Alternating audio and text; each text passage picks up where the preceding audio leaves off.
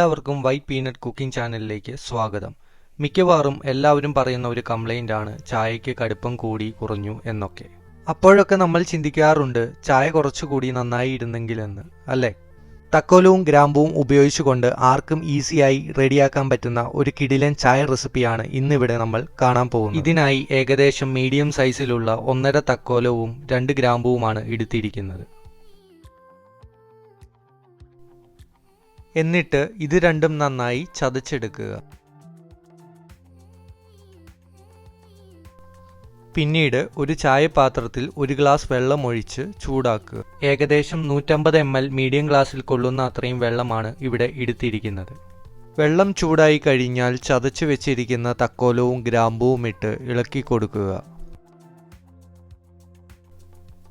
വെള്ളം നന്നായി തിളച്ചു കഴിഞ്ഞാൽ മസാലയുടെ ഫ്ലേവർ വെള്ളത്തിൽ കിട്ടുന്നുണ്ടോ എന്ന് രുചിച്ചു നോക്കി ഉറപ്പുവരുത്തുക.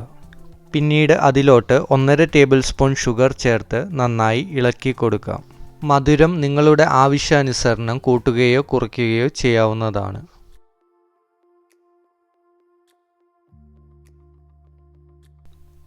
അതിനുശേഷം 1 ടേബിൾ സ്പൂൺ ചായപ്പൊടി ചേർത്ത് തിളപ്പിക്കുക.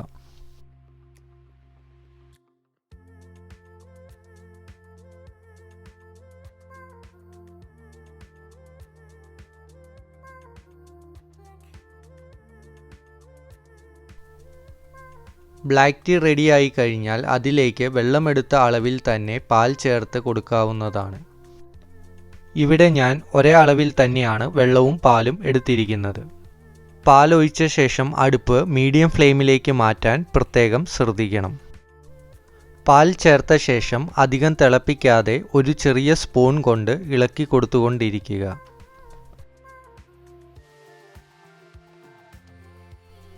ചായ റെഡിയായി കഴിഞ്ഞാൽ പിന്നെ ഒരു ചെറിയ അരിപ്പ കൊണ്ട് അരിച്ചെടുത്ത് സെർവ് ചെയ്യാവുന്നതാണ്.